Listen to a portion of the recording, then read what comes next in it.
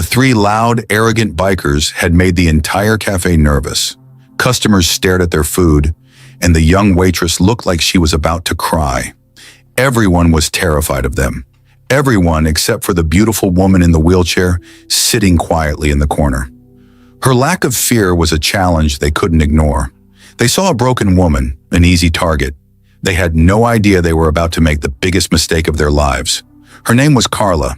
She was in her late 30s, a beautiful white woman with long, dark brown hair and calm, light brown eyes that seemed to see right through people. She wore a simple, fitted gray tank top and black jeans. Her body was curvy, with a well-defined chest and strong shoulders that showed a life of intense physical training. She sat with a powerful, unshakable stillness in her wheelchair. Attached to the side of the chair's frame, polished and proud, was a small circular metal badge, the United States Army SEAL Trident. Carla had been through hell and come back. Her prosthetic legs, hidden beneath her black jeans, were a constant reminder of the price she had paid to save her team. The cafe was supposed to be her quiet place, a small piece of the normal life she had fought so hard for. But today, the peace was shattered. For more powerful videos about our military heroes, please take a moment to subscribe to the channel. Your support helps us continue to tell these important stories. The three men were a storm of disrespect. They were loud, they were rude to the staff, and they acted like they owned the place. Their leader, a big man with cruel eyes and tattoos covering his arms, noticed Carla watching them, her expression calm and unafraid. He saw her lack of fear as an insult. He and his friends walked over to her table, their boots heavy on the floor. "Well, look what we have here," the leader sneered, his eyes traveling over her body. "A pretty little thing all by herself. What's the matter? Your boyfriend leave you here?" Carla just looked at him, her light brown eyes as hard as stone. "I'm fine," she said, her voice low and steady. Her calmness only made him angrier. He then pointed a thick finger at the trident on her wheelchair. "And what's that supposed to be? You a fan of the Army? Did you get that little sticker from a cereal box?" "I earned it," Carla said, her voice dangerously quiet. "You earned it?" The man laughed, a loud, ugly sound that made people flinch. "Right. I'm sure they're letting crippled girls into the SEALs now. That's real cute." His friends joined in, their laughter echoing in the now silent cafe. The other customers looked away, too scared to get involved. From a small table in the corner, a young man in a simple t-shirt and jeans watched the whole thing, his hands clenched into tight fists under the table. He was an active duty soldier, home on leave. He had seen the trident on her chair, and he knew exactly what it was. To see these thugs mock it, to see them disrespect a warrior who wore it, filled him with a hot, protective rage. The lead bully leaned down, putting his hands on the arms of her wheelchair, trapping her. "You know what? I don't like your attitude," he growled. Before Carla could react, he gave her chair a hard, sudden shove. The chair lurched forward, crashing into her small table. Her coffee cup tipped over, spilling hot liquid all over her lap and the floor. Carla looked down at the mess, then back up at the bully, her face a mask of cold fury. She didn't say a word. The young soldier in the corner had seen enough. He knew he couldn't take on three large men by himself, but he knew who could. He quietly stood up, went outside to the busy street, and pulled out his phone. He dialed a number he had been told to use only in a true emergency, the direct line to the Master Chief of the local SEAL team. "Master Chief," the young soldier said, his voice low and urgent, "I'm at the Bluestone Cafe on Main Street. There are some men here. They're harassing a disabled veteran." He paused, his voice dropping even lower. "Sir, it's one of yours. She has a trident on her wheelchair, a real one." He listened for a moment. "Yes, sir. Right now." He hung up the phone. He knew that help, the right kind of help, was on the way. The young soldier slipped back into the cafe and returned to his corner table, his heart pounding in his chest. He didn't touch his food. He just watched and he waited. The next 20 minutes felt like a lifetime. The air in the cafe was thick with a tense, uncomfortable silence. The other customers tried not to stare, but their eyes kept flicking over to Carla's table, then quickly away. The staff stayed hidden behind the counter. No one said a word. No one did a thing. Chad and his friends, feeling powerful in the face of the cafe's fear, didn't stop. They saw Carla's silence as weakness. They pulled up chairs and sat down at her table, trapping her. "What's the matter?" Chad sneered, leaning in close. "Too scared to even talk now? I thought you earned that little badge on your leg. Real tough guys don't just sit there and take it." His friends laughed. One of them picked up a sugar packet from the table and threw it at her. It bounced off her shoulder and fell to the floor. "Oops," he said with a stupid grin. Through it all, Carla remained a statue of calm. Her face was hard as stone, her light brown eyes filled with a cold, controlled fire. She didn't speak. She didn't move. She just sat there, her hands resting on the arms of her wheelchair, her back perfectly straight. Her quiet dignity was a silent act of defiance, and it made the bullies furious. They hated that they couldn't break her. They hated that she wasn't afraid of them. They were about to escalate things again when a new sound cut through the quiet hum of the cafe. It was the deep, powerful rumble of heavy engines. Everyone in the cafe turned to look out the front windows. Two huge black government SUVs had pulled up to the curb, parking one behind the other. They were the kind of vehicles you see in movies, with tinted windows and a serious, no-nonsense look. The cafe's patrons began to whisper nervously. Then the doors of the SUVs opened, and out stepped 8 men. They were all large, muscular, and moved with a quiet, deadly purpose. They were not in uniform, but there was no mistaking who they were. They wore simple, dark clothing, jeans, boots, and plain t-shirts that showed off their powerful builds. They were active-duty Navy SEALs. They shut the SUV doors with a single, solid thump and stood for a moment on the sidewalk, scanning the cafe. The loud, arrogant energy of the 3 bullies vanished instantly, replaced by a cold, sudden fear. Chad's cruel smile melted from his face. His friends stopped laughing. They looked at the 8 silent warriors outside, and then at each other, their faces pale. The door of the cafe opened, and the 8 SEALs filed in. They didn't make a sound.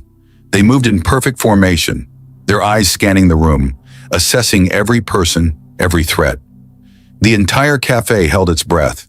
The young soldier in the corner caught the eye of the lead SEAL and gave a single, almost invisible nod toward Carla's table. The lead SEAL's eyes, as cold and gray as a winter ocean, moved. He saw the 3 bullies. He saw the spilled coffee on the floor. He saw the fear in the other customers' eyes. And then he saw Carla. His hard face softened for just a moment with a look of deep concern and respect. He and his 7 teammates, a silent wall of muscle and military power, turned in perfect unison. They began to walk slowly, deliberately, directly toward the 3 bullies who were now frozen in pure, absolute terror. The 8 Navy SEALs surrounded the small cafe table, their large frames blocking out the light. They didn't speak. They just stood there, a silent wall of muscle and menace, their eyes locked on the 3 arrogant men. The loud, confident bully, Chad, was now pale and trembling. He looked from one hard face to the next, finally understanding that he had made a terrible, terrible mistake. The cafe was so quiet you could hear the ice melting in a forgotten glass.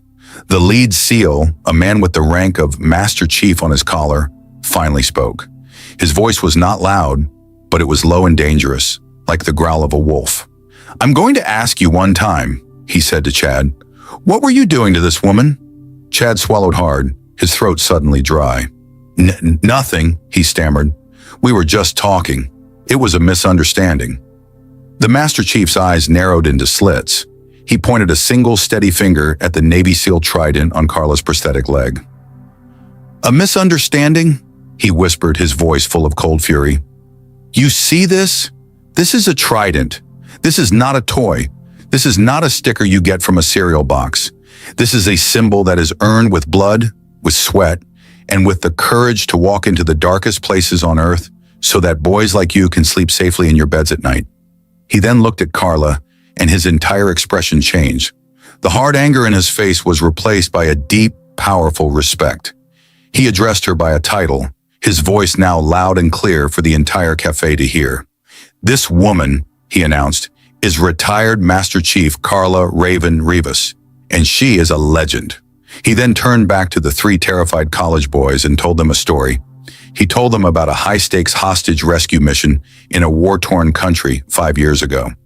He told them about how Master Chief Rivas's SEAL team had been the ones to go in, storming a heavily armed enemy compound. They were clearing the final building when they were ambushed, the Master Chief said, his voice low and heavy. A grenade was thrown into the small room where her team was. There was no time to throw it back. There was nowhere to run. He let the terrible image hang in the air for a moment.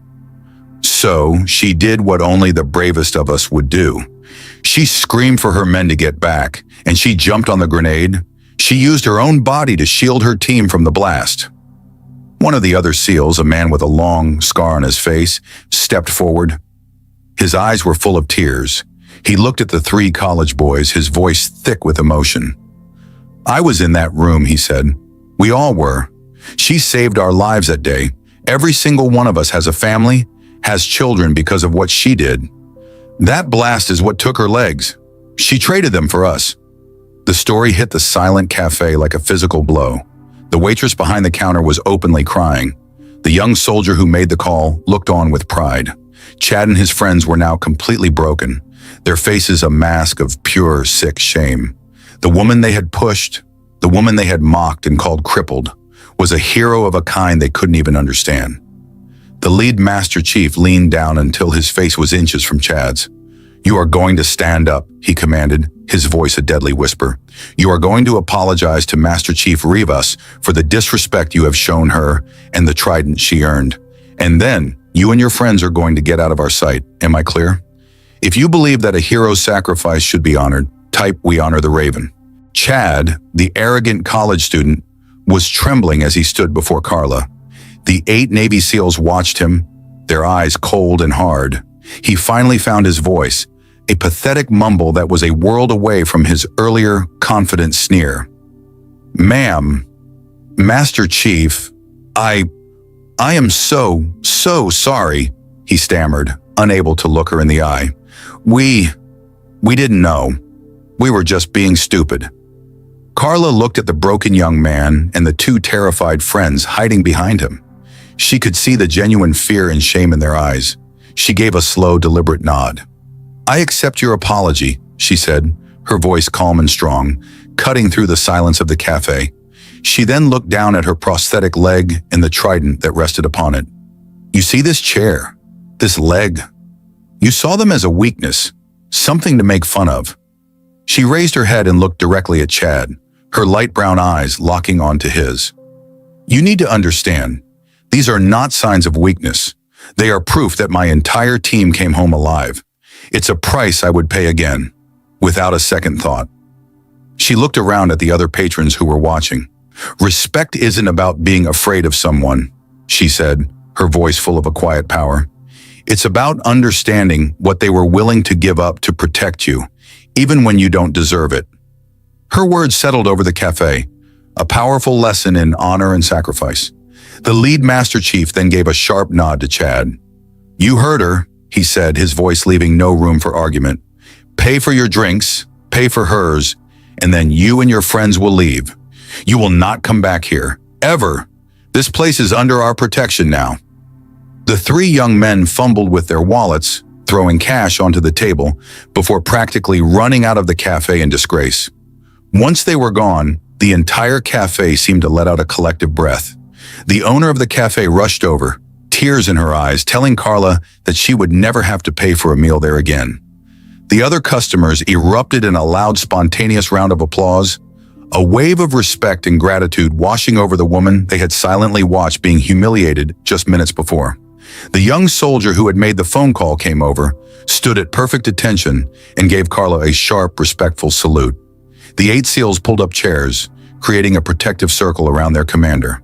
The tension in the room was replaced by a warm feeling of family and safety. They didn't talk about the battle that had cost Carla her legs. Instead, they talked about old times, their voices low, sharing jokes that only they understood. They were a tribe, a family forged in fire, and they had just reminded the world that they always take care of their own. Carla, who had come to the cafe to be alone, was now surrounded by her brothers. She looked at their faces, and for the first time that day, a real, genuine smile spread across her own. The trident on her leg wasn't just a symbol of a past she had survived. It was a beacon, a call to arms for the family that would always come for her, no matter what. In the quiet cafe, surrounded by her heroes, the Master Chief was finally home. If you believe that the military is a family for life, type leave no one behind.